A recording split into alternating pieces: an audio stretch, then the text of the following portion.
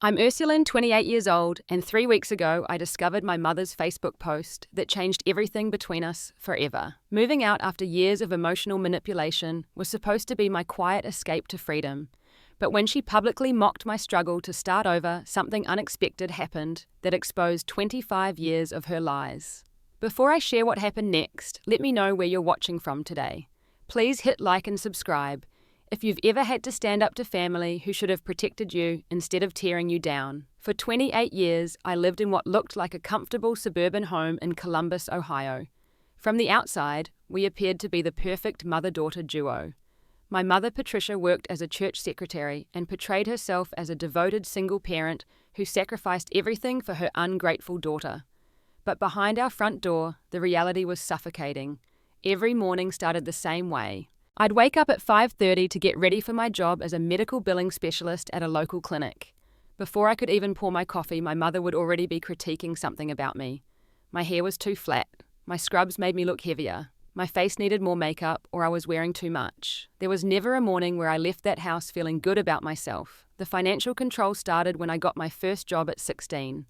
She convinced me that adding me to her credit cards would help build my credit score. What she actually did was max out cards in my name, make minimum payments occasionally, and destroy my financial future before it even began. By the time I was 25, my credit score was 412. I couldn't qualify for an apartment lease, a car loan, or even a basic store credit card.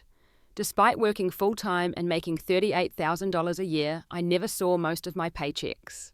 My mother had set up our bank accounts when I was 18, keeping herself as a joint holder. She monitored every transaction, questioned every purchase, and transferred money to her account whenever she decided I didn't need it. She called it helping me save for the future, but I watched her come home with designer purses while I wore the same 3 pairs of scrubs on rotation. The house bills were mysteriously always my responsibility. The electric bill, the water bill, the internet, even her car insurance somehow became my financial burden.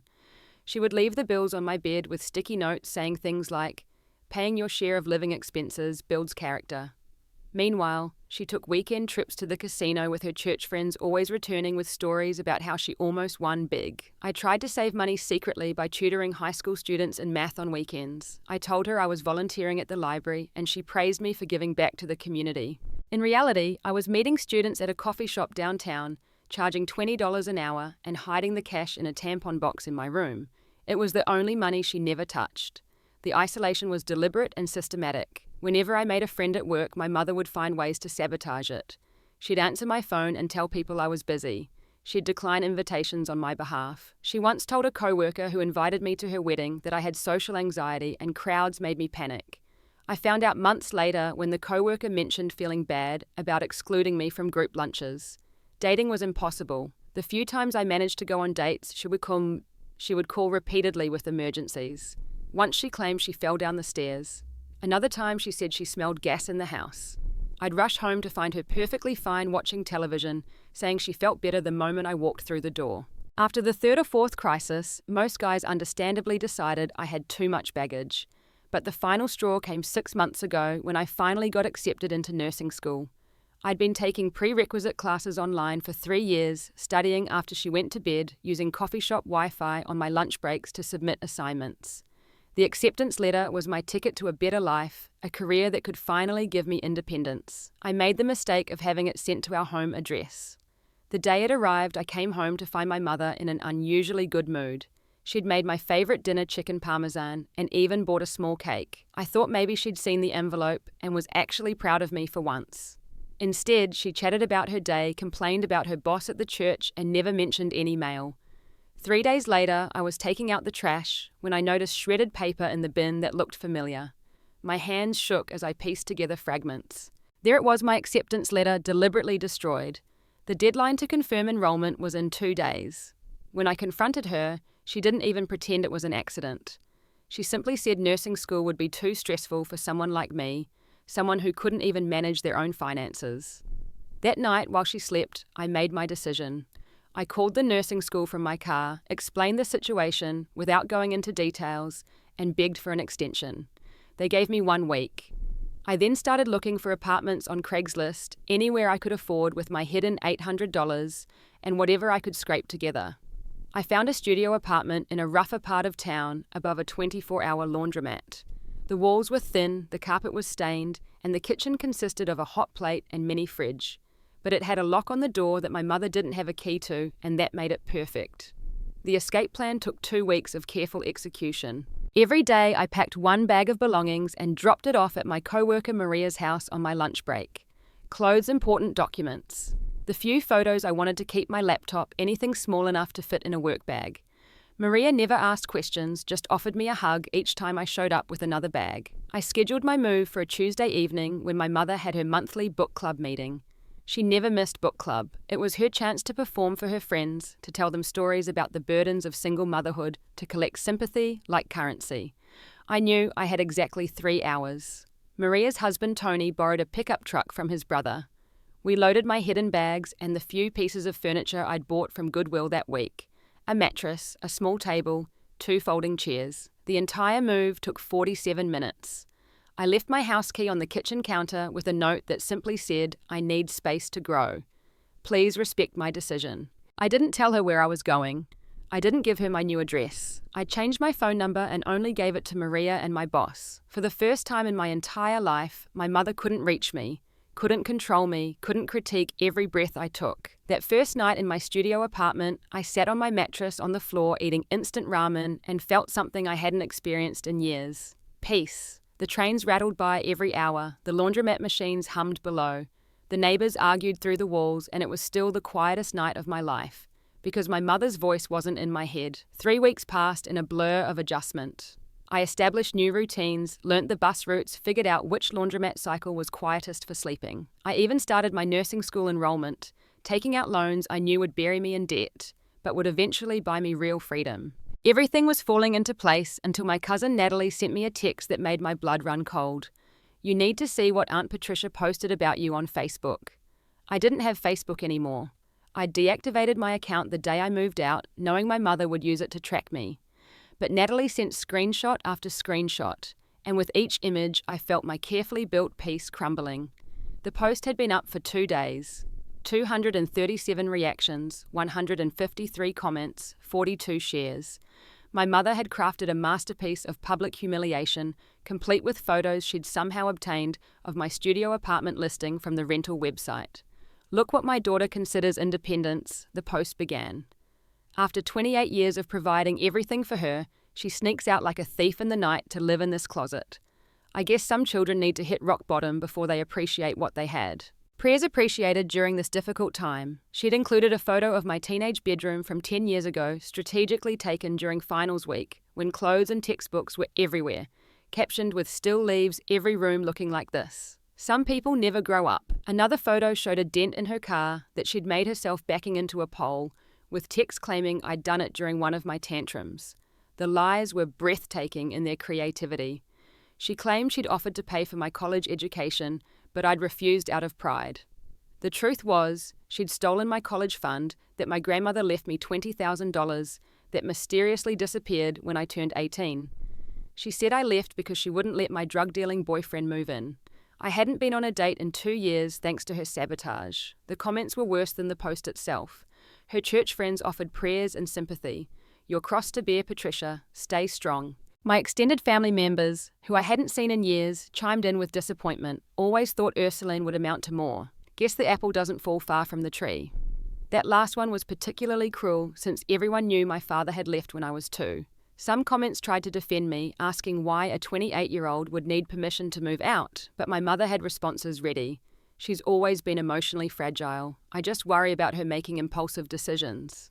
Others questioned the narrative, pointing out inconsistencies, but her supporters drowned them out with Bible verses about honoring thy mother and father. I scrolled through every comment, my hands shaking, tears streaming down my face. This wasn't just about humiliating me. This was about controlling the narrative, making sure that if anyone asked about me, they'd already have her version of events. She was ensuring I couldn't come back, couldn't reach out to family for help, couldn't build a support system outside of her reach. My phone buzzed with messages from numbers I didn't recognize. Extended family members who'd gotten my number from others, all wanting to know why I'd hurt my mother this way. Some offered to mediate to help us reconcile. Others just wanted to lecture me about family values and respect. I turned my phone off, but the damage was spreading beyond digital spaces. My boss called me into his office the next day. Someone had sent the Facebook post to the clinic's public email, suggesting they should know what kind of person they employed. Thankfully, Dr. Rodriguez had worked with me for 4 years and knew my character, but he warned me that if the harassment continued at the workplace, we'd need to discuss next steps. The implication was clear. My mother's post could cost me my job. That evening, I sat in my empty apartment, $47 in my bank account, eating peanut butter on stale bread, wondering if she'd won. Maybe I couldn't do this alone.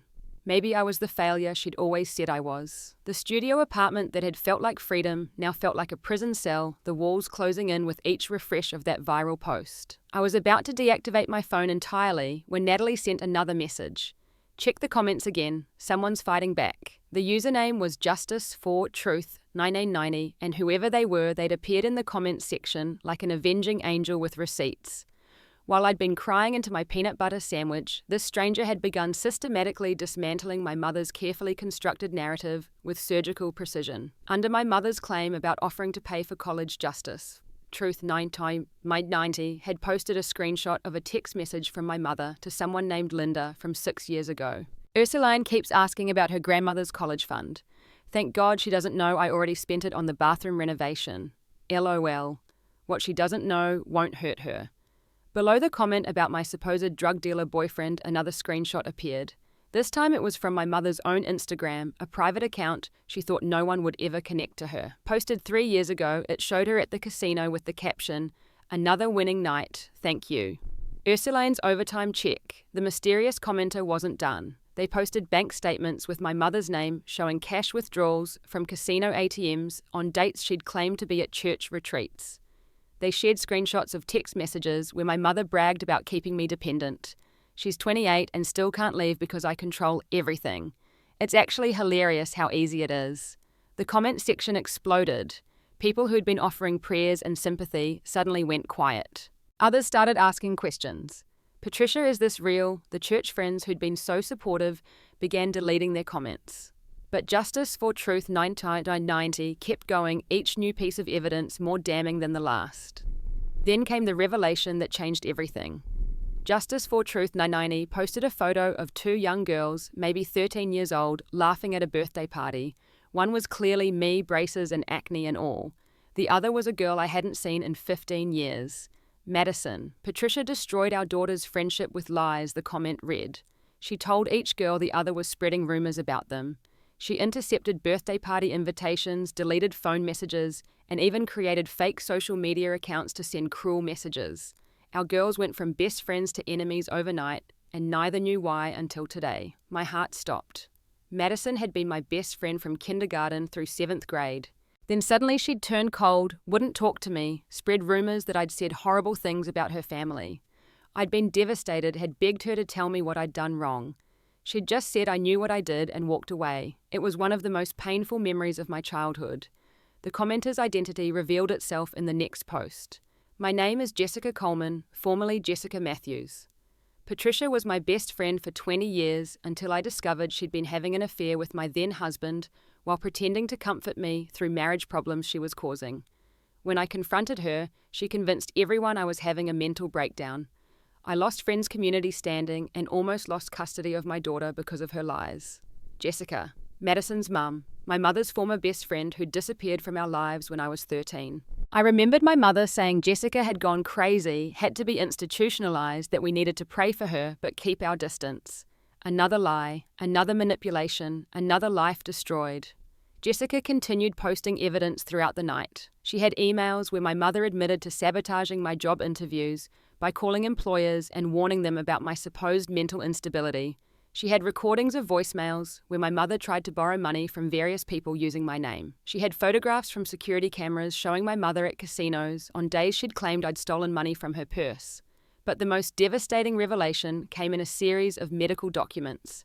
Jessica had somehow obtained records showing my mother had claimed me as a dependent on her insurance, while also claiming on paperwork that I was mentally incompetent. She'd been collecting disability payments in my name for years, money I'd never seen, while simultaneously forcing me to work full-time to pay her bills. The Facebook post that was meant to destroy me had become my mother's undoing.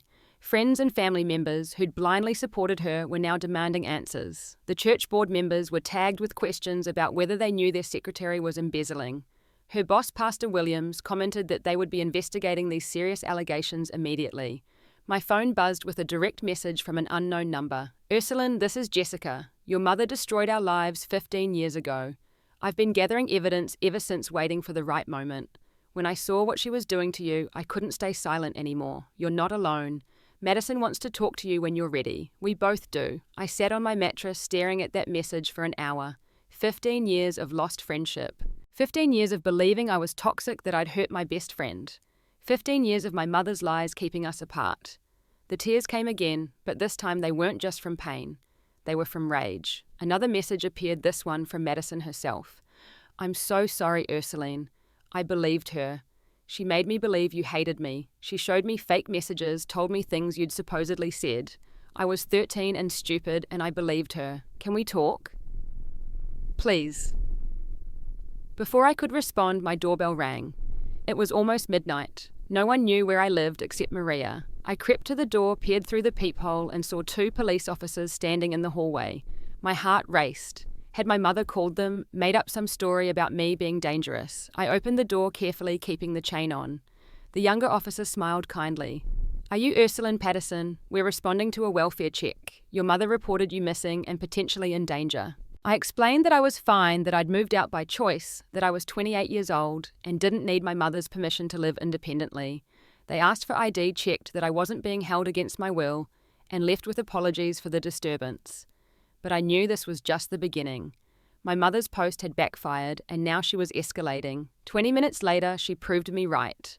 My doorbell rang again, and this time I heard her voice before I even reached the door. She was screaming, pounding on the door so hard the frame shook, telling me to open up, that she knew I was in there, that she was my mother and had every right to see me. The pounding continued for 10 minutes before my neighbours started opening their doors. My mother's voice carried through the thin walls, alternating between tearful pleas and venomous threats.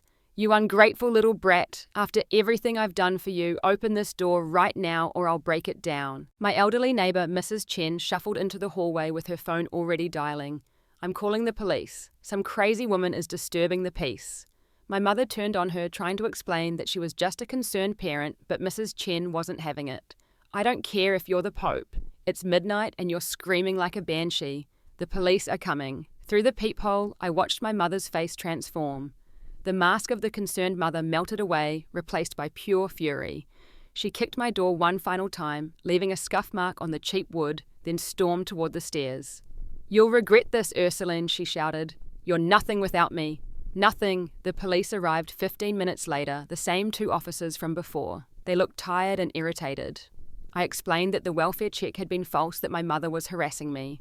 They took notes, suggested I file for a restraining order, and gave me a case number. The younger officer paused before leaving. "That Facebook post is everywhere. My wife showed it to me. After seeing those comments from that Jessica lady, we'll just document everything, okay? I couldn't sleep that night. Every sound in the hallway made me jump. Every car door outside sent my heart racing. I called in sick to work the next morning, too exhausted and anxious to face the world. That was a mistake. Maria called me at noon, her voice tense. "Ursuline, you need to know what happened. Your mother showed up here an hour ago. She came into the waiting room and started telling patients you were a drug addict who stole from her. She said you were dangerous, that we shouldn't employ you. Dr. Rodriguez had to call security." My stomach dropped. The clinic was my lifeline, my only income. If I lost that job, I'd lose everything. Maria continued, "Don't worry, everyone here knows you. Dr. Rodriguez told her if she came back, he'd have her arrested for trespassing." But Ursuline, she seemed unhinged, like completely lost it. "Please be careful." I thanked Maria and hung up, then noticed I had 47 missed calls from unknown numbers. The voicemails were a mix of family members I hadn't spoken to in years, all wanting to know my side of the story. Some were supportive, having seen Jessica's evidence. Others were angry, accusing me of publicly humiliating my mother. One uncle I'd met maybe twice in my life left a 5-minute message about family loyalty and respecting elders. A text from Jessica came through. "Emergency family meeting tomorrow at Aunt Patricia's house. Your mother called it to do damage control. I'll be there with Madison and evidence. You should come if you feel strong enough. It's time everyone knew the truth. Aunt Patricia was my mother's older sister, the family matriarch since my grandmother passed 5 years ago. She lived in a massive house in Upper Arlington, the nice part of Columbus, and her word was generally law in family matters. If my mother had called a meeting there, she was pulling out all the stops. I spent the rest of the day preparing. I printed every piece of evidence Jessica had posted, plus documentation of my own, including the destroyed credit reports, the forged signatures on credit applications, the disability fraud, and the police reports from the previous night. I organized it all in a folder, creating a timeline of financial abuse spanning 12 years. The next evening, I drove to Aunt Patricia's house in my beat-up Honda Civic, the one luxury my mother hadn't been able to control since I'd bought it cash from a coworker. The driveway was full of cars. Through the window, I could see at least 20 family members gathered in the living room. My mother sat in the center, a tissue box in her lap, the picture of maternal suffering. I walked in without knocking. The room went silent. My mother's eyes widened, then narrowed into slits. "What are you doing here? This is a private family matter." "I'm family," I said, surprised by how steady my voice sounded. "And this matter is about me, so I have every right to be here." Aunt Patricia, a 70-year-old retired judge who still commanded respect like she was in court, raised her hand for silence. "Ursuline, we're here to discuss this unfortunate situation. Your mother has explained her concerns about your mental state and recent behavior." I pulled out my folder. "Before she explains anything else, I think everyone should see these documents." I started passing around the credit reports, the forged signatures, the proof of fraud. My cousin James, an accountant, whistled low when he saw the disability paperwork. "Patricia, this is federal fraud. This is serious jail time fraud." My mother stood up, her performance reaching its crescendo. "Those are fake. She's always been good with computers. She made all of that up to hurt me because I wouldn't let her boyfriend move in." The front door opened and Jessica walked in with Madison. The room gasped. Everyone knew the story of crazy Jessica who'd had a breakdown and disappeared. But here she stood, professionally dressed, calm, and holding a box of additional evidence. "Hello, Patricia," Jessica said, addressing my mother with ice in her voice. "Still telling lies, I see. Should we start with how you slept with my husband, or would you prefer to discuss the $10,000 you stole from the church fundraiser for the homeless shelter?" The room erupted. Family members started shouting questions. My mother tried to leave, but Uncle Robert blocked the door. "Not until we sort this out, Patricia. Sit down." For the next 2 hours, the truth unfolded like a toxic flower blooming. Jessica presented her evidence methodically, like the paralegal she'd become after rebuilding her life. Madison shared her story of lost friendship, how she'd spent years in therapy, thinking she was the reason I'd turned cruel. Other family members started connecting dots, remembering things that hadn't made sense at the time. My cousin Angela suddenly gasped. "Oh my God, the wedding money." She told us Ursuline had stolen the card box at my wedding. We were missing $3,000 in gift money. But Ursuline left early because Patricia said she was sick. More revelations poured out. My mother had borrowed money from various family members. In my name had told people I was bipolar, schizophrenic, borderline, whatever diagnosis would generate the most sympathy and explain away any contradictions in her stories. She'd been collecting money for my supposed treatments while pocketing every penny. The final blow came from an unexpected source. Aunt Patricia pulled out her phone and showed a text conversation from 3 years ago. My mother had tried to convince her to change her will to leave everything to my mother, instead of dividing it among the cousins, because I was too unstable to handle inheritance. My mother's mask didn't just slip, it shattered completely. She stood up, her face contorted with rage, and pointed at me. "You ruined everything. You were supposed to stay. You were supposed to take care of me. I gave up my life for you." "No," I said, standing to face her. "You stole my life to fund yours. But it's over now. Everyone knows what you are." She lunged at me, actually physically lunged, and Uncle Robert had to restrain her. She was screaming obscenities, threats, things no mother should ever say to her child. Aunt Patricia called the police. As they led my mother away, she turned to look at me one last time. Her eyes were empty of everything except hate. The complete unraveling of my mother's carefully constructed image happened with stunning speed. Within 48 hours of the family meeting, her life imploded in ways even I couldn't have anticipated. The church board held an emergency session after Aunt Patricia, who was a major donor, presented them with evidence of embezzlement. They discovered my mother had been skimming from the collection plate for years. Small amounts she thought no one would notice, but it added up to nearly $30,000. Pastor Williams called me personally to apologize. We should have seen the signs. She always had excuses for financial discrepancies, always blamed others when things went missing. I'm ashamed we enabled her for so long. The church filed criminal charges, and suddenly my mother wasn't just a bad parent, she was a felon. The story spread through Columbus like wildfire. The Facebook post that started everything had been shared over 300 times, and a local blogger picked it up, writing an article about financial abuse and parental manipulation. The headline read, "When Mothers Become Monsters, a Columbus woman's escape from decades of abuse." The comment section became a support group for others who'd experienced similar situations. Jessica and Madison became my lifeline during this chaos. They invited me to dinner at their apartment, a cozy 2-bedroom in Clintonville. Sitting at their kitchen table eating homemade lasagna felt like coming home to a family I never knew I'd lost. Madison and I spent hours piecing together our stolen teenage years, comparing the lies we'd been told, mourning the friendship we could have had. Madison showed me her old diary from when we were 13. I wrote about how much I missed you every day for a year. Mum kept telling me to let it go, that you'd shown your true colours, but I knew something wasn't right.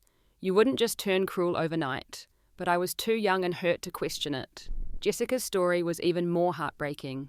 Your mother didn't just have an affair with my husband, she planned it. She'd come over for coffee, listen to me vent about marriage problems, then use that information to seduce him. She'd tell him I was saying horrible things about him, show him fake text messages she'd created. When I caught them, she convinced him I was unstable, that I'd imagined the whole thing. The divorce was brutal. I almost lost Madison. The three of us formed an unusual but healing family unit. Jessica helped me file paperwork for the fraud charges. Madison, who worked in social media marketing, helped me document everything online in case I needed it for legal proceedings.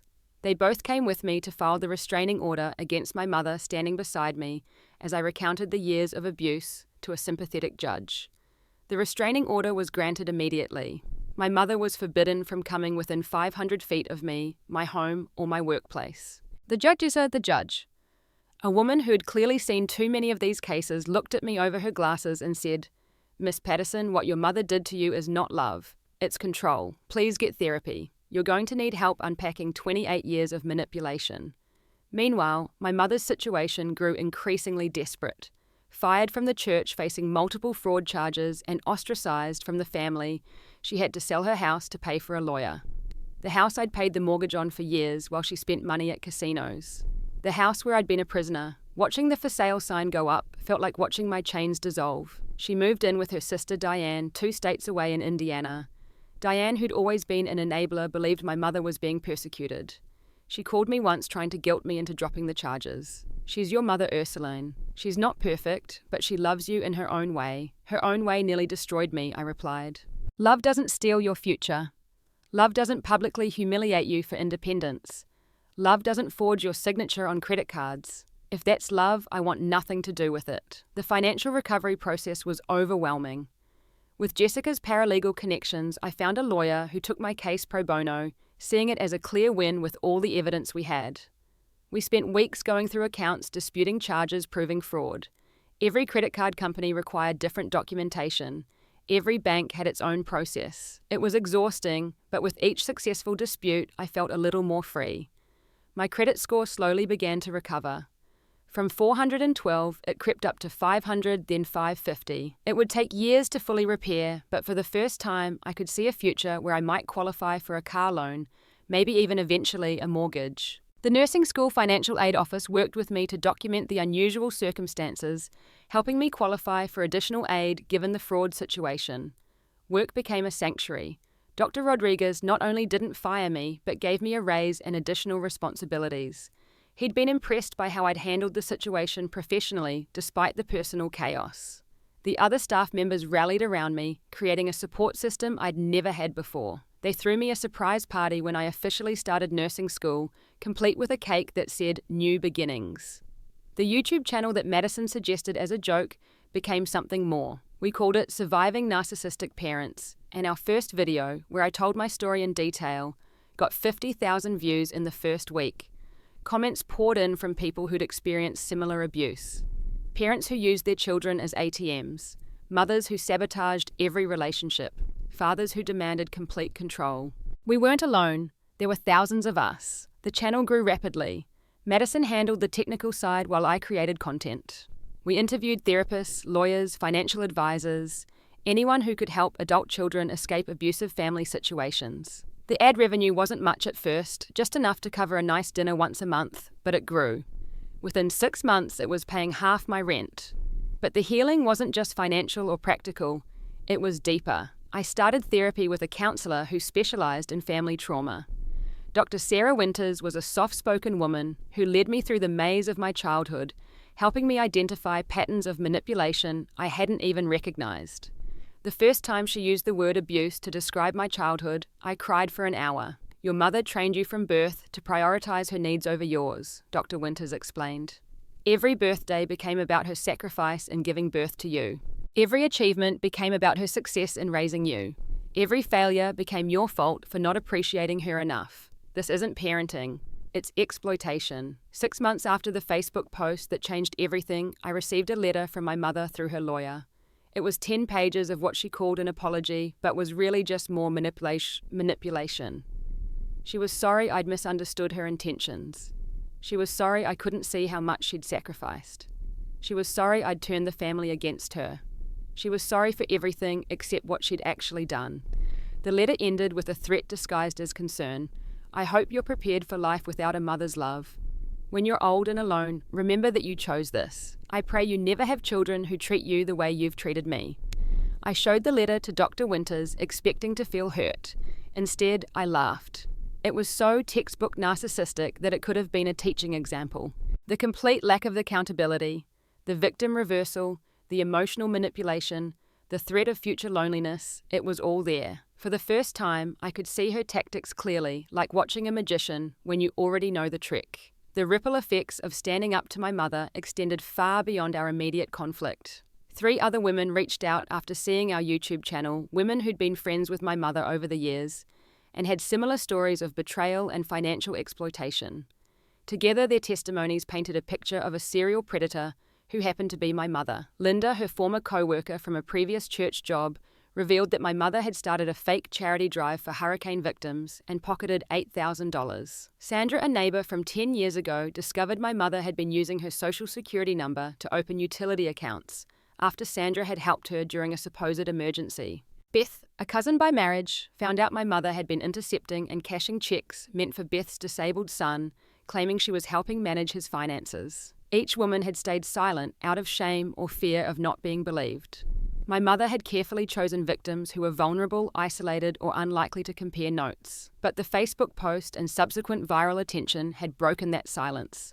We formed a support group meeting monthly at Jessica's apartment, sharing stories and strategies for healing. The criminal cases moved forward slowly but steadily.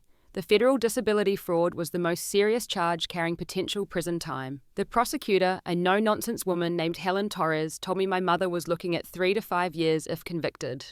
The evidence was overwhelming, including my mother's own social media posts, bragging about her casino wins while collecting disability payments in my name. During the discovery phase, more disturbing information emerged. My mother had taken out life insurance policies on me, without my knowledge naming herself as the beneficiary. She'd tried to have me declared legally incompetent twice, both attempts failing only because the doctors she'd approached had insisted on actually evaluating me first. She'd even researched adult guardianship laws, looking for ways to maintain control even after I turned 18. The investigation into the church finances revealed she'd been running multiple scams simultaneously.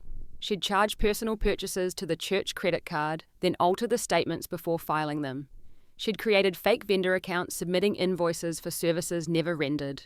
The youth group fundraiser money that went missing, blamed on teenage thieves, had actually funded her trip to Vegas.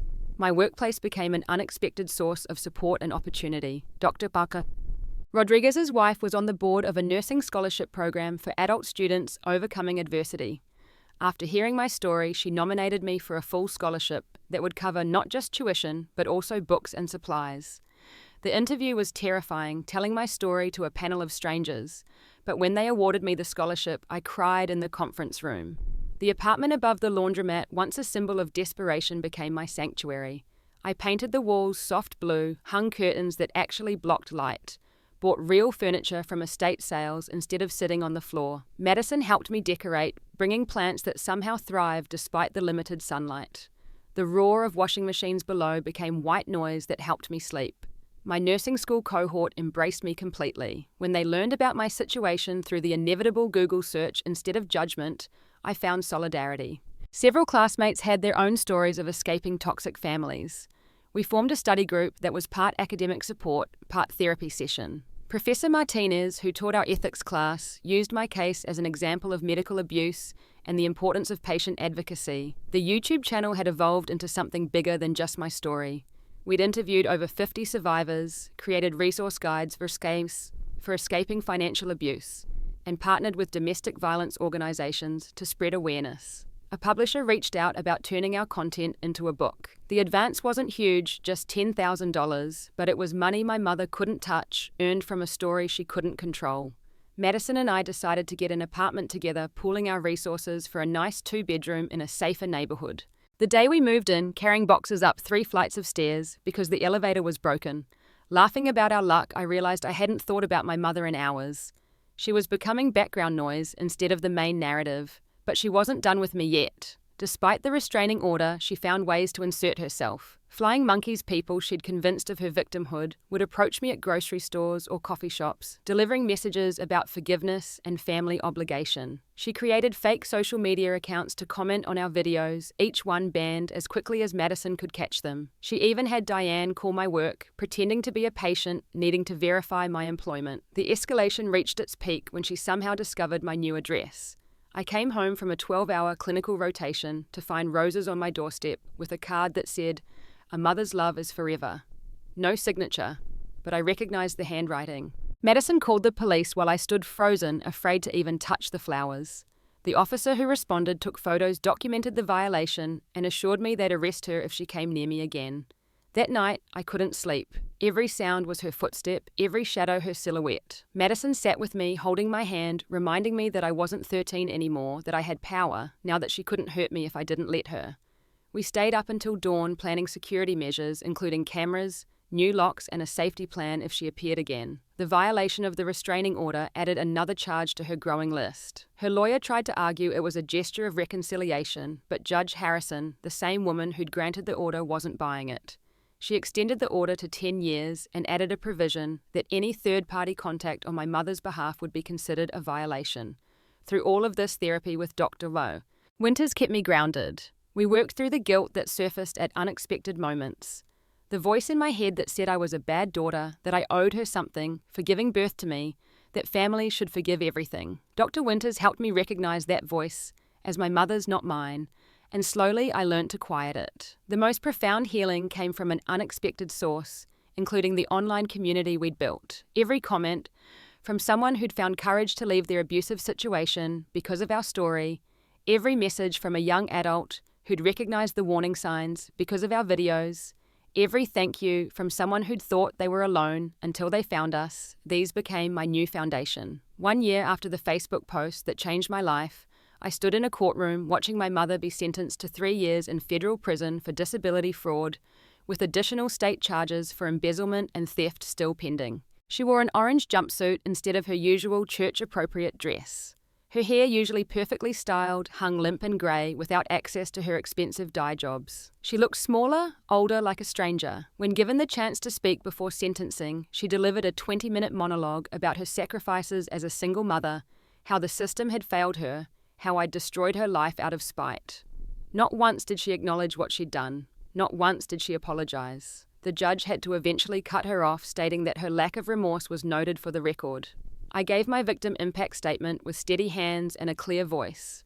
I talked about the years of financial abuse, the destroyed credit, the stolen opportunities. But more than that, I talked about the emotional terrorism, the isolation, the way she'd made me believe I was worthless without her. I spoke for every birthday that became about her, every achievement she claimed, every relationship she sabotaged. Your Honor, I concluded, my mother stole more than money. She stole my childhood, my self-worth, my ability to trust. The financial crimes are just evidence of a deeper pathology. She viewed me not as a daughter, but as property, a resource to be exploited.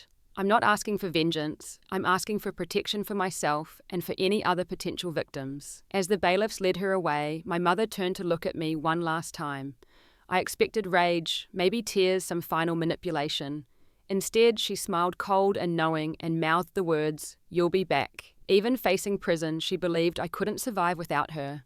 That smile followed me for weeks, appearing in dreams, where she stood outside my apartment waiting. But life moved forward despite her conviction that I'd fail. I graduated from my first year of nursing school with a 3.8 GPA. The scholarship committee was so impressed they renewed my funding for the remaining years. My clinical supervisors consistently praised my empathy with patients, especially those dealing with family crisis. I knew what it felt like to be vulnerable, scared and alone in a medical setting. The YouTube channel had grown to 200,000 subscribers. We'd expanded beyond just parent stories to cover all forms of family financial abuse, including siblings, spouses, adult children, exploiting elderly parents. The ad revenue combined with sponsorships from therapy apps and financial planning services was enough for Madison to quit her corporate job and run the channel full-time. Our book, Breaking the Chains, A Guide to Escaping Family Financial Abuse, hit bookstores 6 months after my mother's sentencing. The launch event at a local bookstore drew over 100 people, many clutching worn copies they'd pre-ordered, wanting to share their own stories. I signed books for 3 hours, writing messages of hope to strangers who felt like family. Jessica had become the mother figure I'd never had. She taught me practical things my mother had deliberately kept from me, including how to properly budget, how to build credit, how to cook meals that weren't instant ramen. But more importantly, she taught me what healthy family relationships looked like. She respected boundaries, celebrated my independence, and never once suggested I owed her anything for her kindness. My relationship with the extended family had evolved in unexpected ways. Some relatives, particularly those from my mother's generation, remained convinced I was a heartless daughter who'd destroyed a good woman. But the younger cousins reached out, sharing their own observations of my mother's behavior they'd been afraid to voice before. We formed a text group called Surviving Patricia Dark Humor, being our coping mechanism. The financial recovery was slow but steady. My credit score reached 600, a number that made me cry with relief.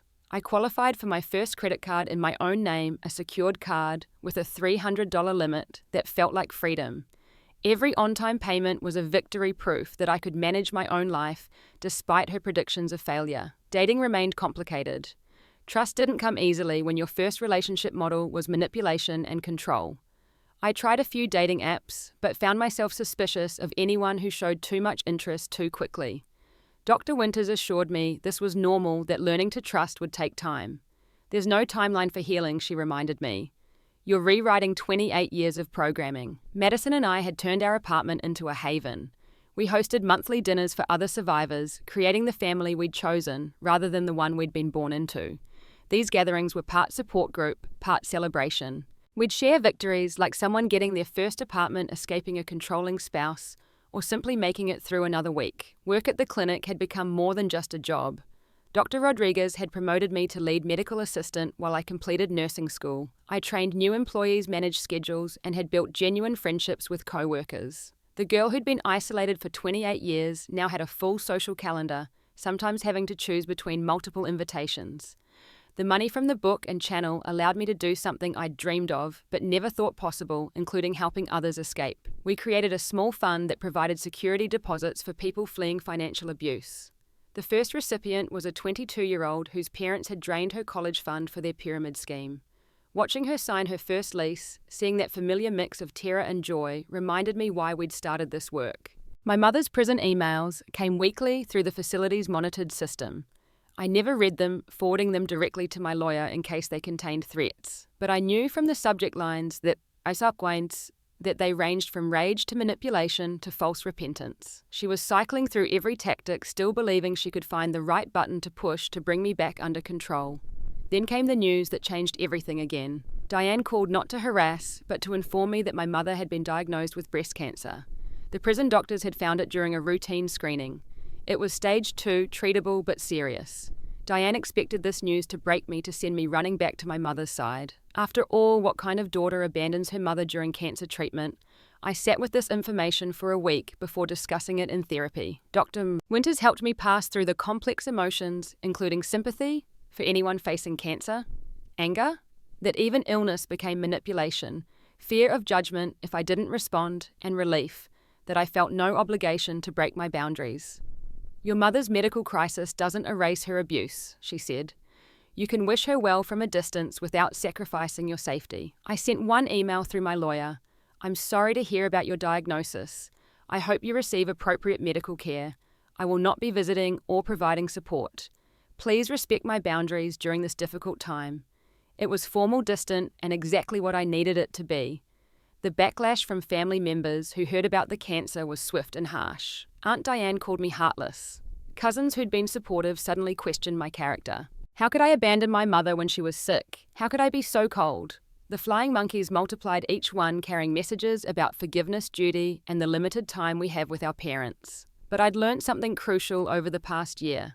Their opinion of my choices didn't matter. They hadn't lived my life, hadn't paid my mother's bills while she gambled, hadn't had their credit destroyed, their friendships sabotaged, their future stolen.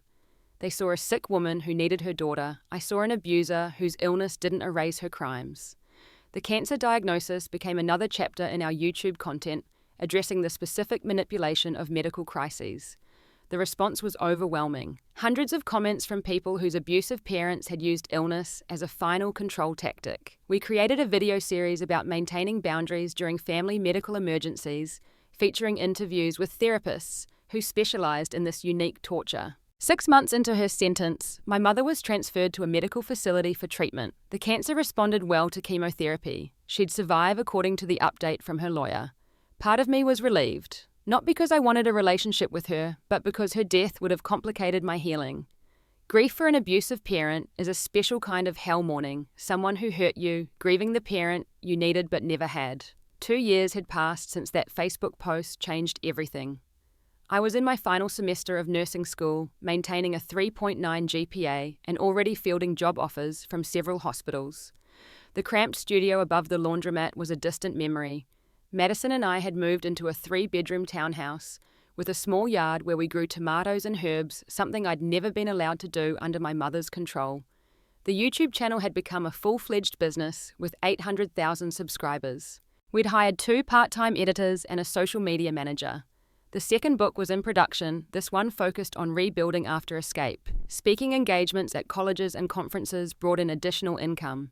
Financial stability, something I'd never imagined possible, had become my reality. My mother had been released to a halfway house after serving 18 months, her sentence reduced for good behavior and medical needs.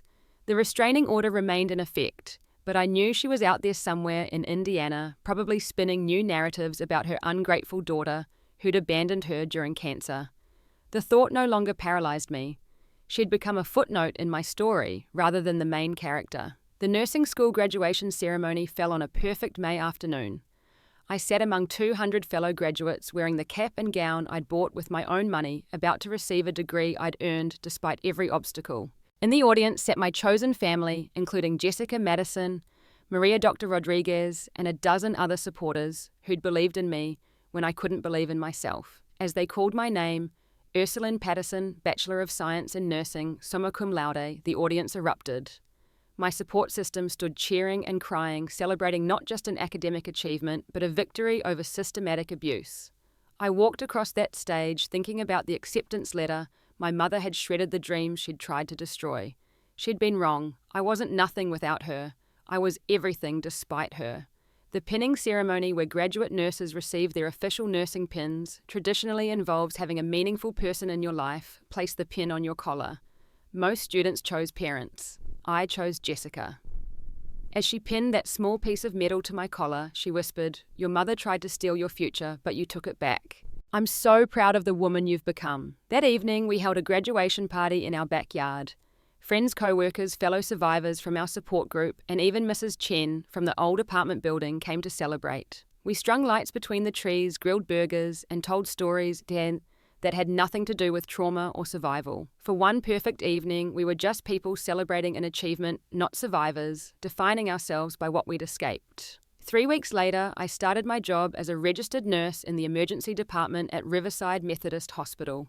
The fast-paced environment suited my need to stay busy, to help people in crisis, to be the stable presence I'd never had during my own emergencies. My supervisor, noting my unusual empathy with domestic violence victims, assigned me as the department's liaison with social services. One night, 6 months into the job, a woman came in with injuries she claimed were from falling downstairs. Her husband hovered answering questions for her, refusing to leave the room. I recognized the dynamic immediately.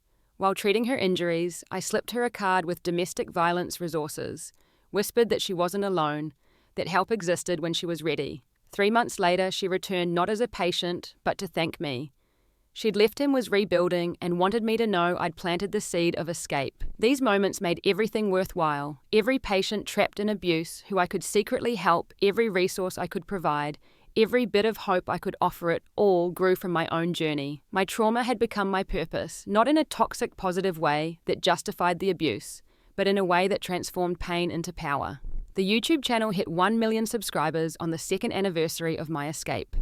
Madison had turned it into a multimedia platform with a podcast, online courses, and a documentary in production. We'd helped thousands of people recognize abuse, escape dangerous situations, and rebuild their lives.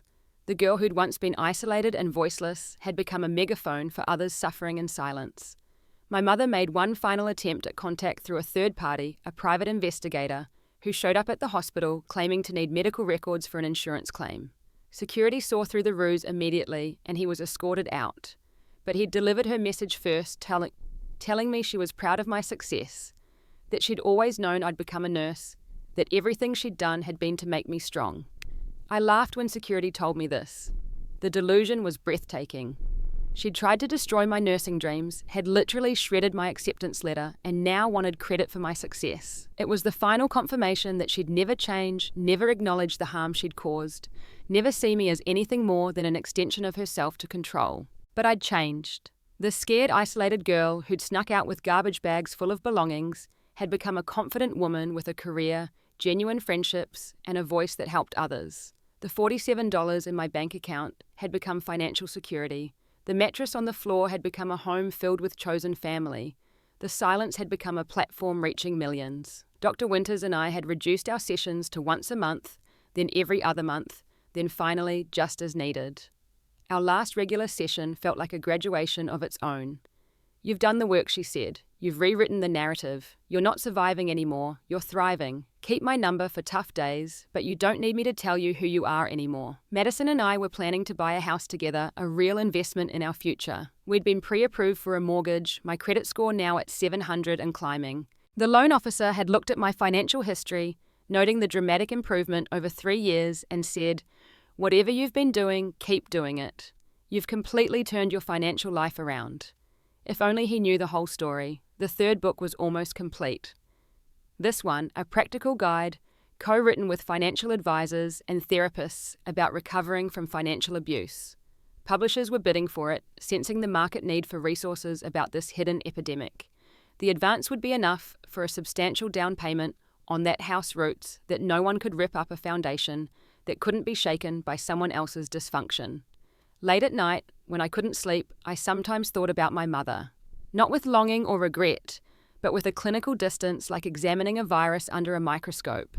What made her that way? Was it mental illness, personality disorder, or just plain cruelty I'd never know, and I'd made peace with that? Understanding her wasn't my job. Protecting myself was. As the 3rd anniversary of my escape approached, I received an unexpected message through LinkedIn from someone named Robert Harrison. He claimed to be my half-brother, my father's son from his 2nd marriage. My father, who'd disappeared when I was 2, who my mother had told me was dead, who'd become a ghost story in my life. Robert had found me through the YouTube channel, recognizing details about our father's family.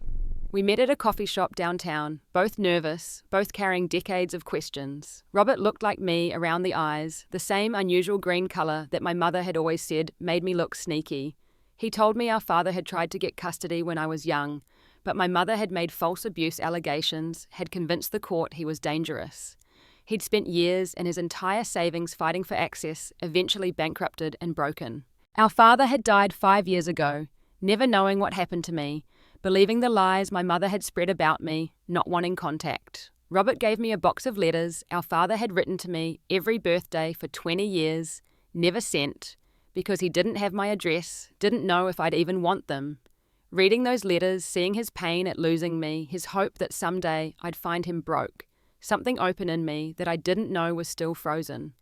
Here was another life my mother had destroyed, another relationship she'd severed with lies. But here too was proof that I'd been loved, that someone had fought for me, had thought about me every day, even without access. The narrative of being unwanted, unlovable, a burden, all of it crumbled in the face of those handwritten letters. Have you ever wondered what might have happened if your mother had posted that Facebook rant years earlier? Or never posted it at all? The questions that had once tormented me now seemed irrelevant. That post hadn't ruined my life. It had revealed the truth that set me free. Every cruel word she'd written had become evidence. Every lie she'd told had attracted truth-tellers. Every attempt to destroy me had built me stronger. Sometimes the worst moment of your life becomes the turning point to your best life. Sometimes the person who tries to bury you becomes the reason you bloom. Sometimes a mother's cruelty becomes the catalyst for finding real family. And sometimes a Facebook post meant to humiliate becomes the key to freedom. If you're watching this and seeing yourself in my story, if you're trapped in a situation that feels impossible to escape, if family has become synonymous with fear, I want you to know that freedom is possible. It won't be easy. You'll lose people you thought loved you. You'll face criticism from those who don't understand. You'll have moments of doubt where their voice in your head sounds louder than your own. But on the other side of that fear is a life you can't even imagine yet. Friends who love you without conditions. Success that no one can claim credit for. Peace that comes from living in truth instead of performance. The family you choose instead of the one you were assigned. And most importantly, the person you really are when no one is trying to control you. My mother posted online laughing that I moved out. She mocked me for starting over, painted me as a failure, tried to destroy my reputation and relationships. But she didn't expect Jessica to appear with decades of receipts. She didn't expect the truth to attract other survivors. She didn't expect her carefully constructed image to crumble under scrutiny, and she definitely didn't expect me to thrive without her. Today, as I record this final update for our channel, I'm sitting in the house Madison and I bought last month. My nursing badge sits on the kitchen counter next to acceptance letters from nurse practitioner programs. My credit score just hit 750. My chosen family is coming over for Sunday dinner. And somewhere in Indiana, my mother is probably telling someone new how ungrateful I am. The difference is I no longer care. Thank you for being part of this journey. For those who've shared their stories, who've found courage in our community, who've chosen themselves despite the cost you've given me more than you know. Your comments, messages, and support have been the foundation of my healing. We've built something beautiful from our broken pieces. Before you go, I want to ask you something. What would you do if you weren't afraid? What life would you build if no one was holding you back? What dreams would you chase if you didn't have someone else's voice in your head telling you you'll fail? Sit with those questions. Let them grow. And when you're ready, choose yourself. It's the best decision you'll ever make. Please share this story with anyone who might need to hear it. Like and subscribe if you haven't already. Comment below with your own experiences, because your story might be exactly what someone else needs to hear today. And remember, family isn't about blood. It's about who shows up, who stays, who celebrates your growth instead of fearing it. You deserve people who love you for who you are, not for what you can do for them. Thank you for listening to my story. Thank you for holding space for my truth. And thank you for being the family I found when I finally escaped the one I was born into. This isn't goodbye, just the end of this chapter. The next one is going to be even better.